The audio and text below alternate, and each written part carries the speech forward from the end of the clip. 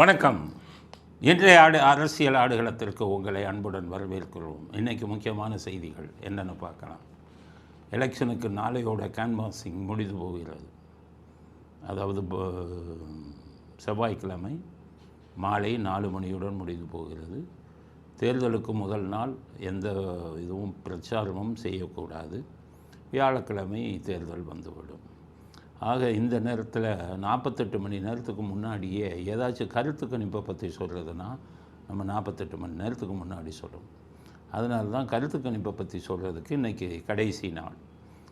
அதனால் இன்றைக்கி நம்முடைய கருத்து கணிப்பு எப்படி அப்படிங்கிறத பற்றி நம்முடைய கருத்தை சொல்ல விரும்புகிறோம். நம்ம விஜய்க்கு ஆதரவு தெரிவிச்சிட்டோம். அதனால் விஜய்க்கு ஆதரவு தெரிவித்ததுனால நம்ம விஜய்க்கு ஆதரவாக கருத்து கணிப்பை சொல்கிறோன்னு யாரும் நினைக்கக்கூடாது. விஜய்க்கு ஆதரவானா கருத்து கணிப்பு சொல்லலை. நான் இப்போ சொல்லும்போது பார்த்திங்கன்னா கணக்கோடு சொல்லுவேன். முன்னாடியெல்லாம் பார்த்திங்கன்னா எல்லாம் சர்வே எடுப்பாங்க.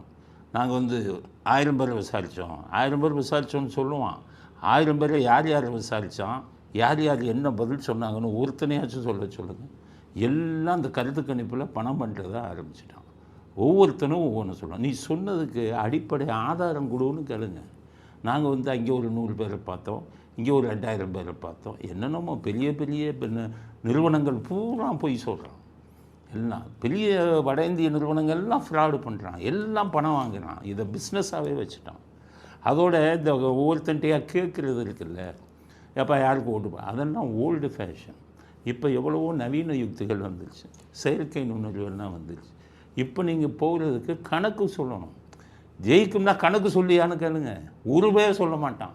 அவ்வளோ பேரும் பணத்தை வாங்கிக்கிட்டு ஒவ்வொரு கட்சிக்கு ஆதரவு. நமக்கு அப்படி அவசியம் இல்லை, யாரும் நமக்கு பணம் கொடுக்கலை. அதனால் அந்த பேச்சே இல்லை. ஆனால் யாருக்கு எப்படி ஆதரவு இருக்கு வரும், அது அதுக்கான அடிப்படை காரணம் என்ன, அதுக்கான ஸ்டாட்டிஸ்டிக்ஸ் கணக்கு என்ன அப்படிங்கிற அடிப்படையில் தான் இன்றைக்கி இந்த தேர்தலின் கருத்து கணிப்பு எப்படி இருக்குங்கிறத நம்முடைய கருத்தாக சொல்கிறோம். என்னென்னு கேட்டிங்கன்னா, இந்த தேர்தல் கருத்து கணிப்பை நம்ம எப்படி கொண்டு போகிறோம்னா, முன்னாடி 2024 எம்பி தேர்தலில் நம்ம தமிழ்நாட்டில் கட்சிகள் வாங்கிய வாக்கு, அதுக்கு முன்னாடி 2021 சட்டசபை தேர்தலில் கட்சிகள் வாங்கிய வாக்கு, இதன் அடிப்படையில் இப்போ 3வது எலெக்ஷன் இந்த 2026 பழைய வாக்குகளின் அடிப்படையிலும் அதற்கு பின்னால் நிகழ்ந்த சில விஷயங்களையும் அலசி ஆராய்ந்து இப்போ 75 லட்சம் போயிடுச்சு. 2021 போட்ட ஓட்டு, 2024 போட்ட ஓட்டில் 75 லட்சம் போலி வாக்குகள் போயிடுச்சு. அப்போ இப்போ மாற்றி தான் ரிசல்ட் வரணும், பழைய ரிசல்ட் வராது. அதனால் அதை எந்த கணக்கின் அடிப்படையில் சொல்கிறோம் அப்படிங்கிறதுக்கு தான் இந்த கருத்து கணிப்பை நம்ம சொல்கிறோம். முதல் விஷயம், திமுகவின் வாக்கு வங்கி எவ்வளவு, திமுக கூட்டணி அப்படின்னு பார்த்திங்கன்னா தமிழ்நாட்டில் 2021 திமுகவோட வாக்கு வங்கி மொத்தம் அவங்க கூட்டணி கட்சிகள் எல்லாம் சேர்த்தா 2 கோடியே 10 லட்சம் 15 அந்த மாதிரி வருது. ஸோ 2 கோடி வாக்காளர்கள் திமுகவுக்கு ஓட்டு போட்டுருக்கிறதா கணக்கு சொல்லுது 2021. அதே இதை நாங்கள் 2024 வந்தோம். 2024 என்ன ஆச்சுன்னா அதே 2 கோடி வாக்காளர்கள் 5 லட்சம் 10 லட்சம் முன்ன பின்னாடி. ஆக போன 2 தேர்தலையும் திமுகவை நீங்கள் வாக்கு வங்கி 2 கோடியே 10 லட்சம் இதுதான். சரி, இப்போ அதிமுக கூட்டணிக்கு போன 2 எலெக்ஷனில் எப்படி இருந்தது அப்படின்னு பார்த்தீங்கன்னா, 2021 சட்டசபை தேர்தலில் அதிமுகவும் பாஜகவும் கூட்டணி சேர்ந்தாங்க. அப்போ அவங்க வாங்கினது 1 கோடியே 80 லட்சம். திமுகவுக்கும் அவங்களுக்கும் ஒரு 20-25 லட்சம் தான் வித்தியாசம். 2 பேர் சேர்ந்து 1 கோடியே 80 லட்சம். சரி, 24 நடந்த பார்லிமெண்ட் தேர்தலில் அதிமுகவும் பாஜகவும் தனித்தனியாக நிற்கிறாங்க. அப்போ பார்த்தீங்கன்னா அதிமுகவுக்கு 1 கோடி, பாஜகவுக்கு ஒரு 80 லட்சம் வருது. அதையும் சேர்த்திங்கன்னா 1 கோடி 80 லட்சம். சட்டசபை தேர்தலில் இருந்த அதே பலம் தான் அதிமுக பாஜகவுக்கு இருக்குது, 1 கோடியே 80 லட்சம். திமுகவுக்கு அந்த 2 தேர்தலில் இருந்தது 2 கோடி. இதுதான் இதற்கு முன்னால் நடந்த 2 தேர்தல்களில் நம்முடைய கணக்கு. இப்போ விஜய் அப்படிங்கிறவர் உள்ள வர்றார். விஜய் வர்றாருங்கும்போது அதில் ஒரு மாற்றம். இனி ஓட்டு போடுறதில் இந்த 2 கோடி அங்கே போட்டாங்க திமுகவுக்கு, 1,80,00,000 அதிமுகவுக்கு போட்டாங்கன்னா கிட்டத்தட்ட ஒரு 4 கோடி அளவுக்கு கணக்கு வரும். 4 கோடி அளவுக்கு. ஏன்னா சீமானு இவங்கெல்லாம் வந்தாங்கல்ல. இப்போ அதே 4 கோடியில் விஜய்க்கும் அதே வாக்குகள் வந்து விஜயோட பங்கும் வரப்போகுது. அப்போ போன தடவை இருந்த 4 கோடி இருக்காது, அந்த 2 பேருக்கு இருந்த 4 கோடி இருக்காது. விஜய்ங்கிறவர் வந்துட்டதுனால அந்த கோடிகளில் பங்கு இவருக்கு வரும். அப்போ இந்த மாற்றம் எப்படி இருக்கும், வாக்காளர்கள் மனநிலை எப்படி மாறும் அப்படின்னு பார்த்தோம்னா 2 கோடி திமுக, 1,80,00,000 அதிமுக பாஜகவுக்கு, சீமானுக்கு 30 லட்சமோ என்னமோ வருது. அது எண்ணிக்கை கம்மியாக இருக்கிறதுனால அதை நம்ம கணக்கெடுக்க வேண்டிய அவசியம் இல்லை. ஏன்னா சீமான் வந்து ஜெயிச்சு ஆட்சி வரப்போகிற இதில் லிஸ்ட்டில் வரல நம்ம கணக்கில். அதனால் திமுக அதிமுக 2 கோடி 1,80,00,000 இதில் எப்படி மாற்றம் வரப்போகுது அப்படின்னு பார்த்தீங்கன்னா, முதல் மாற்றம் சார் 75 லட்சம் போலி வாக்கு. அப்போ போன 2 தேர்தலையும் இந்த 75 லட்சம் போலி வாக்கு ஒரு பெரிய ரோல் ப்ளே பண்ணிது. பெரிய அளவில் கள்ள ஓட்டுகள் போலி வாக்குகளை வச்சு போட்டது இந்த 2 கட்சிகளில் போட்டிருக்காங்க. இதில் அந்த போலி வாக்குகளை போட்டதில் மெஜாரிட்டி நம்ம எடுத்த கணக்குப்படி திமுக தான் போட்டிருக்காங்க. 40 லட்சம் டு 50 லட்சம் போலி வாக்குகளை திமுக போட்டிருக்காங்க. அதனால் திமுக வாங்கின அந்த 2 கோடியில் 40 லட்சம் டு 30 லட்சம், இல்லை 40 லட்சம் டு 50 லட்சம், 30 லட்சம் ரொம்ப கம்மி, 40 டு 50 லட்சம் போலி வாக்குகள் அது இந்த தடவை எடுத்துட்டாங்க. அதை போட முடியாது. அப்போ திமுகவுக்கு 2 கோடின்னு இருந்தது, போலி வாக்குகளில் 40 லட்சமோ 50 லட்சமோ குறையும் போது திமுகவுடைய வாக்கு 2 கோடியிலிருந்து 1,50 கோடிக்கு வந்துடும். திமுகவோட வாக்கு 1,50 கோடிக்கு வந்துடும், இல்லை 1,40 லட்சத்துக்கு வந்துடும். இதை பயந்துக்கிட்டு தான் இந்த கணக்கு வந்து ஸ்டாலினுக்கு தெரியும். கள்ள ஓட்டு போடுறதுக்கு லிஸ்ட்டு வந்து ஒவ்வொரு மாவட்ட செயலாளர்கிட்டையும் கருணாநிதி காலத்திலே கொடுத்து வைப்பார். அதனால் அந்த மாவட்ட செயலாளர்கள் தான் இதை போடுவாங்க. இது வெளியில் போயிடுச்சுன்னு சொன்ன ஒன்று தான் ஸ்டாலின் 9 கட்சி கூட்டணி வச்சா நம்ம தோற்று போயிடுவோம்னு சொல்லி 21 கட்சி 22 கட்சி வரவன் போகிறவனெல்லாம் கூட்டணியில் சேர்த்து அந்த 40 லட்சம் 50 லட்சம் நம்ம இழந்த வாக்குகளை நம்ம சரி பண்ணணுங்கிறதுக்காகத்தான் 22 கட்சி கூட்டணியே பண்ணார். 21 22. ஆக சாரில் வந்து திமுகவுக்குத்தான் மிகப்பெரிய அடி. 2 கோடியாக இருந்த அவங்க வாக்கு சதவீதம், வாக்கு வங்கி 1,40 லட்சம் இல்லை 1,50 லட்சமாக குறைகிறது. சரி, இப்போ இது வந்து இது குறைஞ்சதுக்கப்புறம் திமுகவுக்கு வேறு என்ன குறையுதுன்னா ஆன்டி இன்கம்பன்சி வேவ். ஆளுங்கட்சிக்கு எதிரான மனநிலை தமிழ்நாட்டில் ரொம்ப ஸ்ட்ராங்காக இருக்குது. 60% அளவுக்கு ஆளுங்கட்சி மேலே மக்களுக்கு வெறுப்பு. ஆக இவங்க அந்த சாரில் போனது போக அந்த 1,40 1,50 1,40லேருந்து 1,40 1,50 மக்கள் வெறுப்பில் இருக்கிறதுலையே பார்த்தீங்கன்னா 25 லட்சம் டு 30 லட்சம் திமுகவிற்கு இந்த தடவை குறைகிறது. அப்போ நீங்கள் பார்த்தீங்கன்னா 1,25,00,000 திமுகவுடைய வாக்கு வங்கி குறையும். அதற்கடுத்தது இவங்களுடையது கிறிஸ்தவர்கள், இஸ்லாமியர்கள். இப்போ எடுத்த கணக்குப்படி பார்த்தீங்கன்னா முன்னாடி இஸ்லாமியர்கள் ஓட்டு அதிகம் இருக்கும், கிறிஸ்தவர்கள் ஓட்டு கொஞ்சம் கம்மியாக இருக்கும். இப்போ பார்த்தீங்கன்னா 2 பேரும் நெருக்கி இருக்காங்க. 70 லட்சம் ஓட்டு வரை அவர்கள் நெருக்கி இருக்கிறாங்க. போன 2 தேர்தலையும் பாஜக பக்கம் அதிமுக இருந்ததால் இந்த 70 லட்சம் ஓட்டில் கிட்டத்தட்ட 50 லட்சம் வாக்குகள் திமுகவுக்கு விழுந்தது. அந்த இஸ்லாமியர்கள், கிறிஸ்தவர்கள் இதில் வந்து இப்போ வந்த விஷயம், இஸ்லாமியர்களில் இருக்கும் இளைஞர்கள், இஸ்லாமியர்களில் இருக்கும் பெண்கள், அவர்கள்ட்ட மனசில் பெரிய மாற்றம் தெரியும். அப்போ இதில் வந்து கிறிஸ்தவர்களில் பெரும்பகுதி வந்து விஜய்க்கு ஆதரவாக இருக்காங்க. ஆக திமுகவுக்கு போன தடவை விழுந்த அந்த ஓட்டும் குறைகிறது. 50 லட்சம் வாக்குகள் போன தடவை விழுந்ததுன்னா இந்த தடவை 20 லட்சம் வாக்கு மாறுது. இது எல்லாத்தையும் நீங்கள் கணக்கு போட்டு பார்த்தீங்கன்னா போன தடவையும் 2021 சட்டசபை தேர்தலையும் 2024 பாராளுமன்ற தேர்தலையும் திமுக வாங்கிய 2 கோடி கிட்டத்தட்ட 1 கோடி அளவுக்கு குறைகிறது. இதுதான் கணக்கு. நான் சொன்னதை இந்த வீடியோவை திருப்பி போட்டு ஒரு பேனாவை எடுத்து இதை வச்சு நீங்கள் கணக்கு போட்டு பாருங்கள். எல்லாத்துக்கும் ஒரு கணக்கு. இப்போ அதிமுக பிஜேபிக்கு வரும். போன தடவை 1,80,00,000. அவங்களுக்கு ஆன்டி இன்கம்பன்சிங்கிறது இல்லை. அதாவது ஆளுங்கட்சி மேலே வெறுப்புங்கிறது அவங்க பிரச்சனையிலே இல்லை. இந்த சார் வந்து அவங்கள எதுவும் பாதிக்காது. ஏன்னா இந்த திமுககாரன் மாதிரி கள்ள ஓட்டு போலி ஓட்டை அவங்க பெருமளவு போடலை.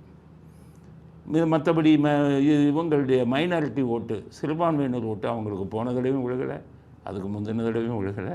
அதனால் அதிலையும் மாற்றம் இல்லை.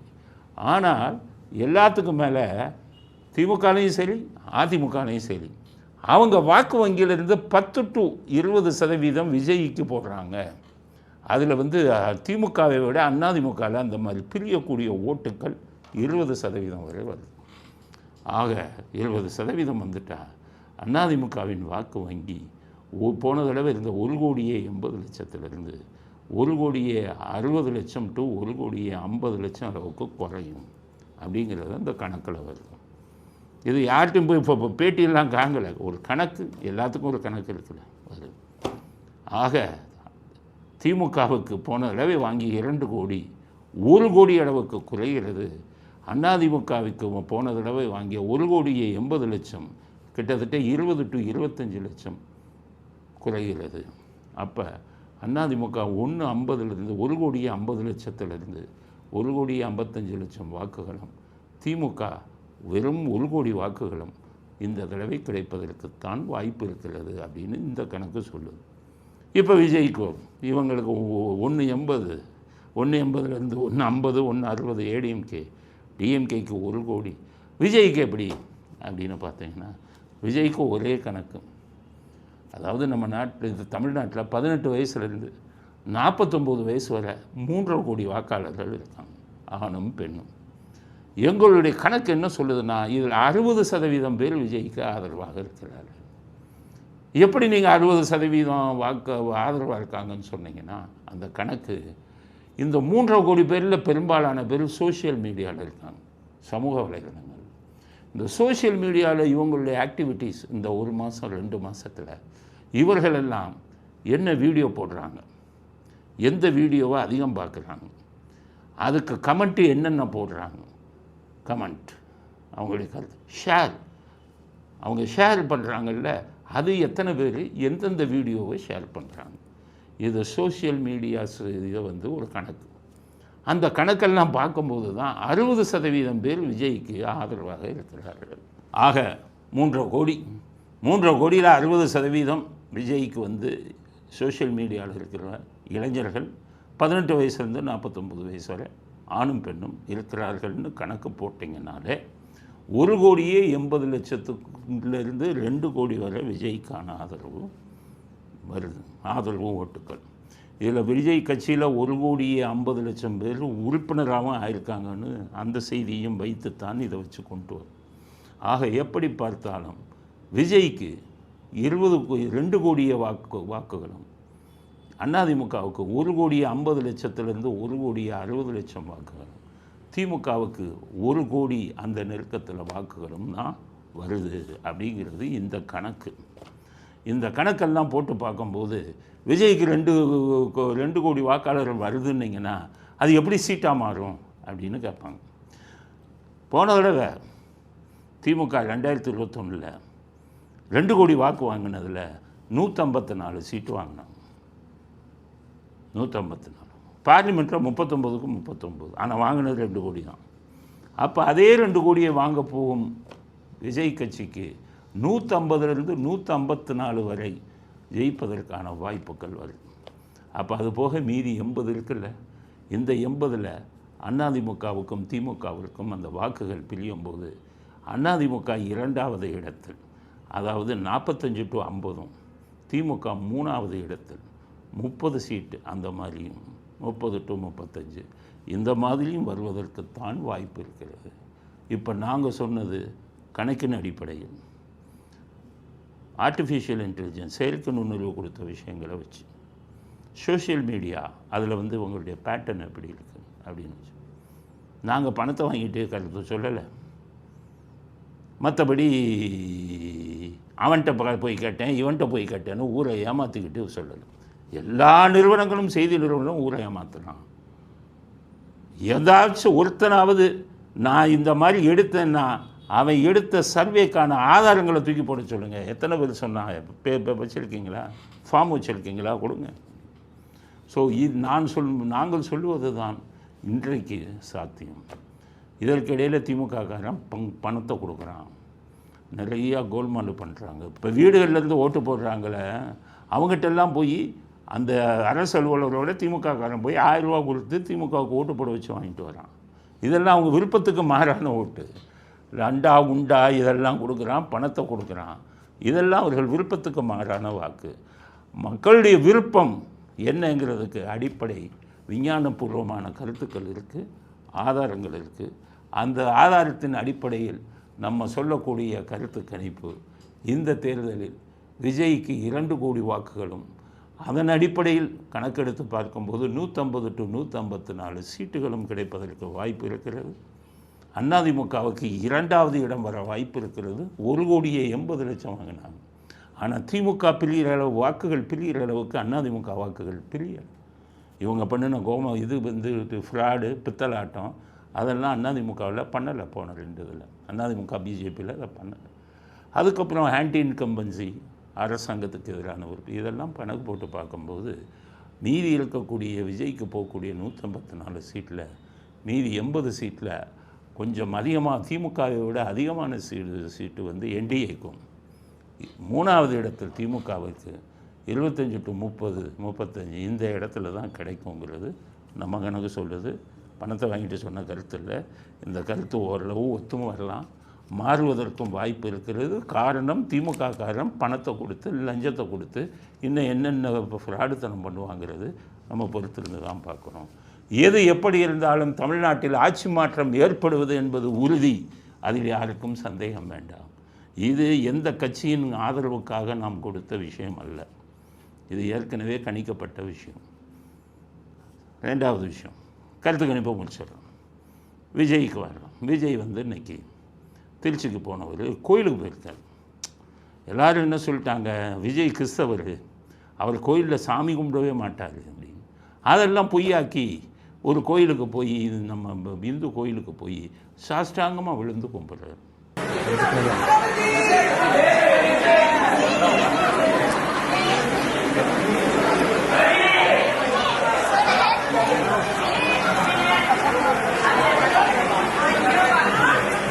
அதே மாதிரி மசூதிக்கும் போயிருக்காரு, சர்ச்சுக்கும் போயிருக்காரு.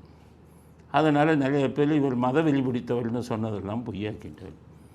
நான் என்ன சொல்கிறேன், நாட்டுக்கு தலைவனாக ஒரு முதலமைச்சராக வருபவருக்கு ஜாதி இருக்கக்கூடாது, மதம் இருக்கக்கூடாது, அந்த வெளி இருக்கக்கூடாது.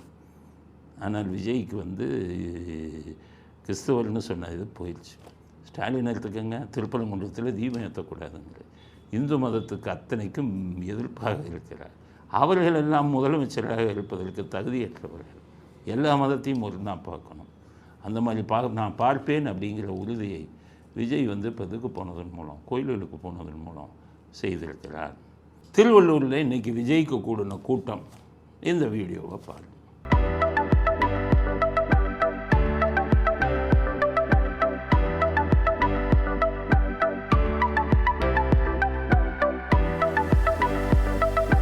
ஸோ போகும் இடங்களிலெல்லாம் மிகப்பெரிய கூட்டம். ஆக இதெல்லாம் வந்து இன்றைக்கி விஜய் சார்பாக நடந்த விஷயம். உடனே கம்யூனிஸ்டுக்காரன் சொல்கிறான், விஜய் இவர் வந்து கட்சியின் சின்னத்தோடு கோயிலுக்குள்ளே போகக்கூடாது, இவர் மேலே நடவடிக்கை எடுங்கள் அப்படின்னு சொல்லியிருக்காங்க. கட்சியின் சின்னத்தோடு கோயிலுக்கு போகக்கூடாதுன்னா காங்கிரஸோட சின்னம் வந்து கை உள்ளே போய் 2 கையால் அவனும் சாமி கும்பிடக்கூடாதா? சாமி கும்பிட்டா இவன் வந்து கை சின்னத்தில் சாமி கும்பிட்றான்னு கேட்பீங்களான்னு கம்யூனிஸ்டுக்காரங்களுக்கு கேட்க விரும்புகிறேன்.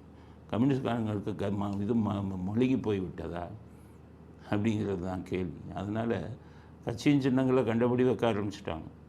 எதையும் வந்து நம்ம இதாக ஒதுக்கி தள்ள முடியாது வாழ்க்கையில். அதனால் கம்யூனிஸ்ட்காரங்களுக்கு சொல்கிறேன், தேர்தல் விதிமுறை சட்டத்தை புரிஞ்சுக்காங்க.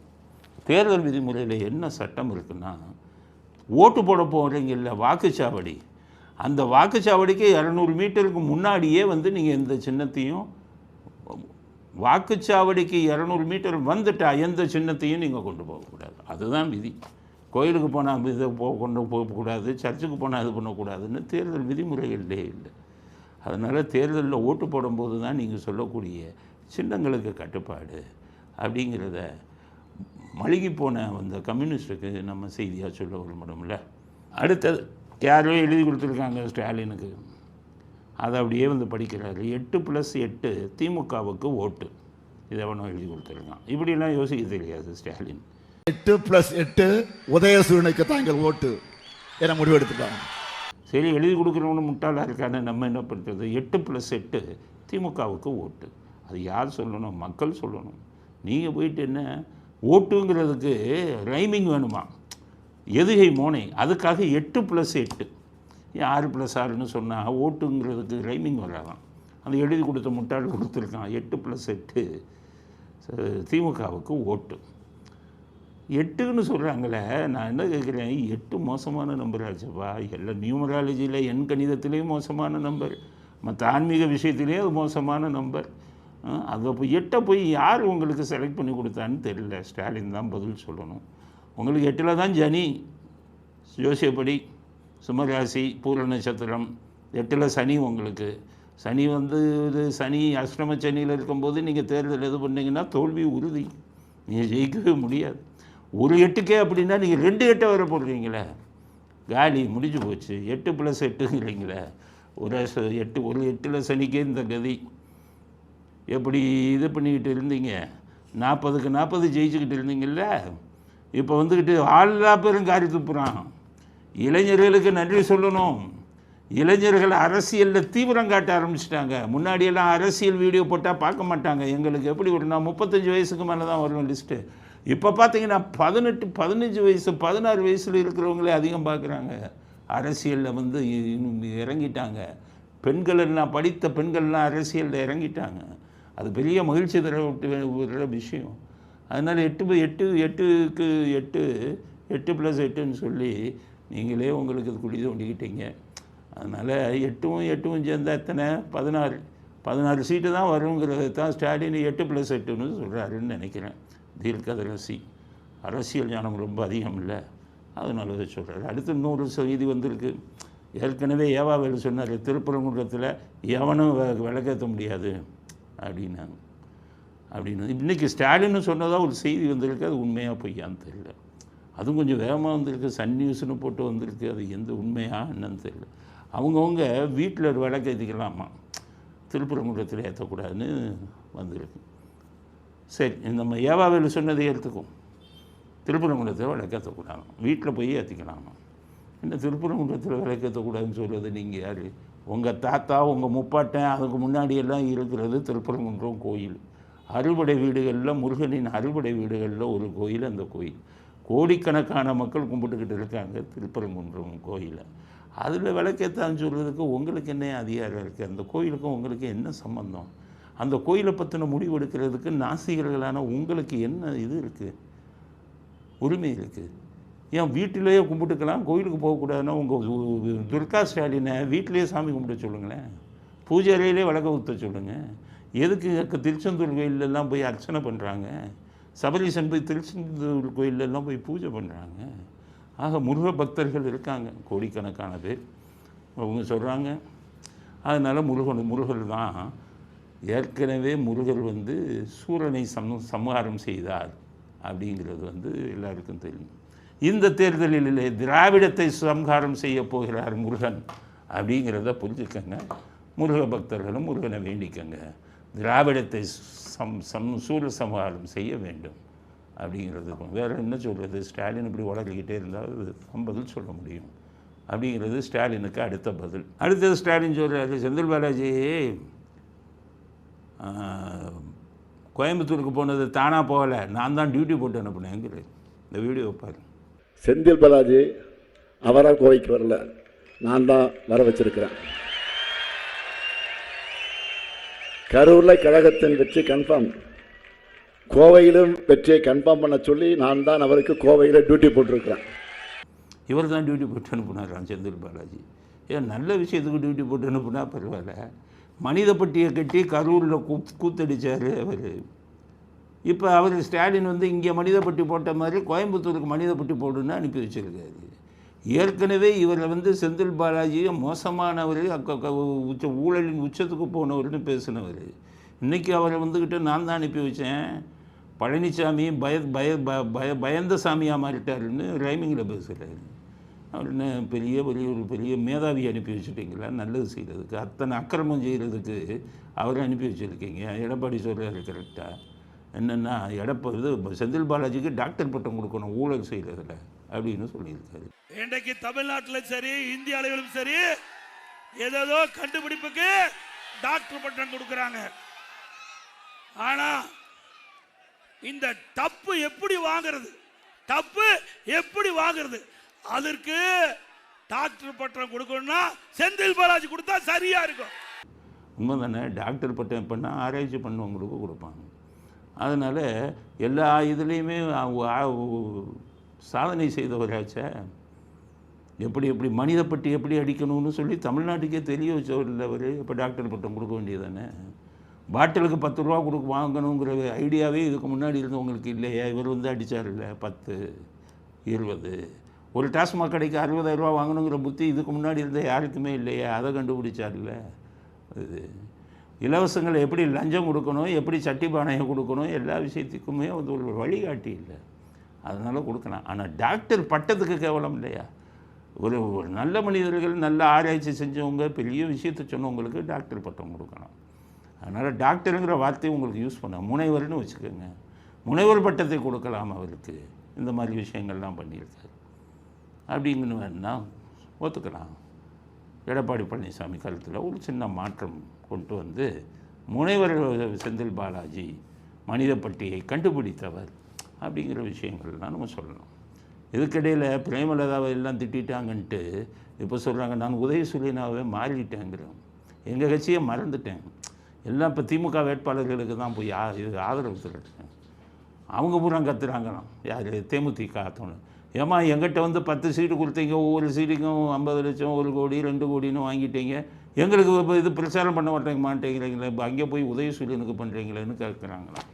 இவர் சொல்லியிருக்கா நம்ம பேர் ரொம்ப ரிப்பேர் ஆகி போச்சுப்பா, ஸ்டாலினுக்கு எதிராக பேசிட்டோன்னு. அவங்க போட்டு உயிரை வாங்குறாங்க. அதனால் நான் கொஞ்சம் நாளைக்கு இது திமுகவுக்கு பிரச்சாரம் பண்ணிட்டு வரேன் அப்படின்னு சொல்லி உதயசூரியனாகவே மாறிவிட்டேன்னு. அப்போ பேட்டி எடுக்கும்போது அப்படி பேசும்போது அண்ணன் எடப்பாடின்னு தான் அவங்க வாயில் வருது. இந்த ஸ்லீப்பர் செல் இதுதான் வருது. போட்டியிடும் தொகுதிகளில் வெற்றி பெறப் போவது உறுதி. அதனால நீங்க கேட்கிற கேள்விக்கு நிச்சயம் புதிதாக மீண்டும் அண்ணன் நம்மளுடைய ஸ்டாலின் அண்ணன் அங்கே தான் பாசத்தோடு இருக்காங்க. ஏன்னா அங்கே தானே அவங்களுடைய ஸ்லீப்பர் செல்லு தானே அப்படின்னு தானே அதிமுககாரங்க சொல்கிறாங்க. திருமாவளவன் பெண் சிறுத்தை பிரேமலதாங்கிறார். இந்த சிறுத்தைக்குரிய மதிப்பே போச்சு. சிறுத்தை எப்படிப்பட்ட மிருகம் தெரியுமா? உலகத்திலேயே அதிக வேகத்தில் ஓடக்கூடிய மிருகம் எதுன்னா இப்போ சிறுத்தைன்னு சொல்கிறாங்க.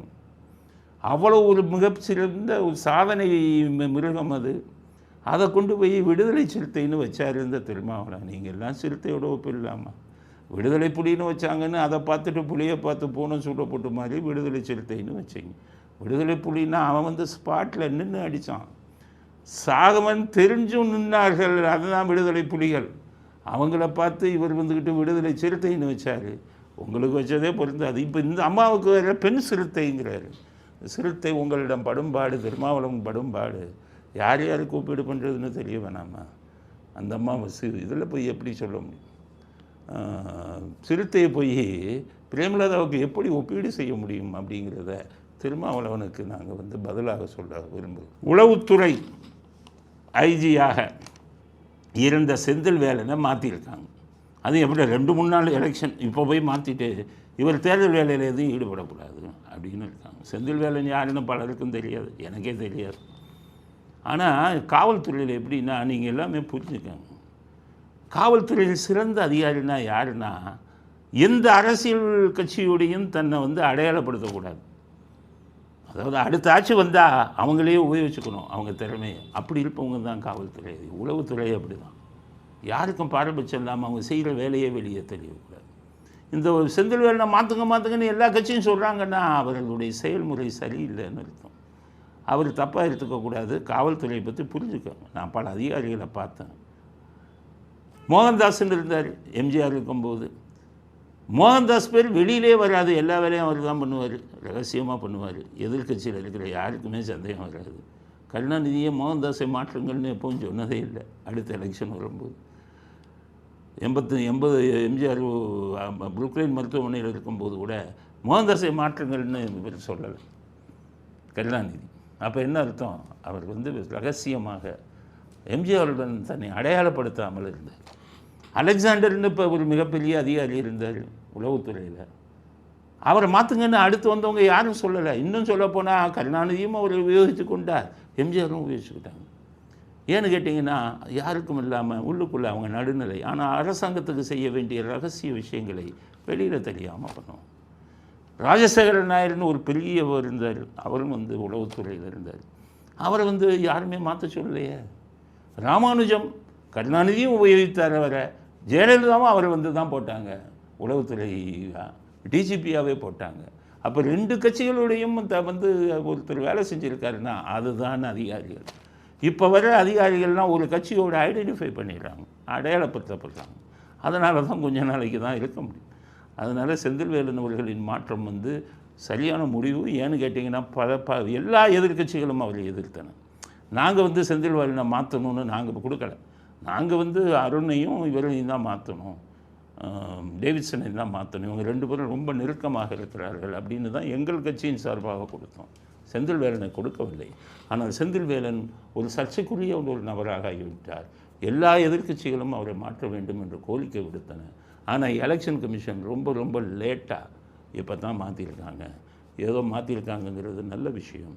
ஆட்சி மாற்றம் நடக்கப் போகிறது. அனைவரும் எல்லாத்துக்கும் தயாராக இருங்கள். புதிய ஆட்சியில் நல்லது நடக்கட்டும். நம்ம விஜய்க்கு நம்ம சாதகமாக ஆதரவு கொடுத்ததுக்கு காரணமே ஒரு புது வாழ்வாக இருக்கட்டும், ஒரு சேஞ்ச் இருக்கட்டும், ஒரு மாற்றம் இருக்கட்டும். எனக்கு செஞ்ச உதவிங்கிறத விட சமுதாயத்துக்கு ஒரு புதிய மலர்ச்சி வரணும். இந்த ஊழல் கூட்டமெல்லாம் வெளியில் போகணும். அப்படி இல்லைங்கிறதுக்காகத்தான் நம்மளே அந்த முடிவை எடுத்தோம். அதனால் ஆட்சி மாற்றத்துக்கு தயாராகும் அப்படிங்கிற செய்தியுடன் இன்றைய அரசியல் ஆடுகளம் நிறைவு பெறுகிறது. மீண்டும் நாளை புதிய செய்திகளுடன் உங்களை சந்திக்கிறோம். நன்றி, வணக்கம், ஜெயந்த்.